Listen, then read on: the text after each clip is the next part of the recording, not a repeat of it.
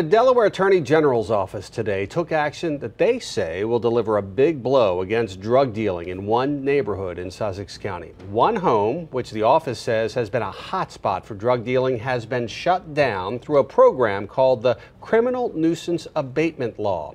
Our Sussex County Bureau Chief Evan Koslof joins us live in our Sussex Bureau. And Evan, many neighbors in West Rehoboth are happy to see this happen, but you also spoke with some emotional family members of that evicted resident.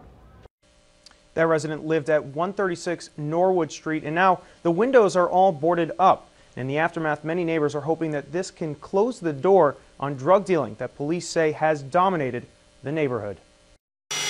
One by one, the nails are drilled in and the windows are closed down. All of this done by state orders after the Attorney General's office found that the owner, Evelyn Coleman, allowed drug dealing to take place on her doorstep for close to a decade. People from all over the area would congregate like a magnet to this area because they knew that it was a safe haven for drug activity. That's Daniel Logan from the Crime Strategies Unit.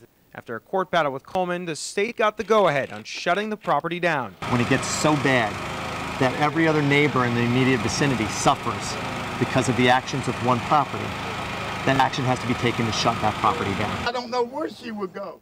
And now, as some neighbors rejoice, others, like Coleman's brother, Martin Burton, certainly do not. He says that they've had that home for generations, and Burton says there's nothing his sister could have done to rid the property of the dealers. Maybe you catch one of the drug dealers down here making a sale to someone, it makes it look bad on my sister. My sister couldn't keep up with everything. And central to this debate is this building next door. This was moved here by Habitat for Humanity. Executive Director Kevin Gilmore says nobody would buy the house because of the alleged drug dealing next door. We found that folks were reluctant to apply for that house just because of the issues around the house. But now, as the windows are drilled shut, they're feeling more optimistic that drug dealing can become a thing of the past in this neighborhood.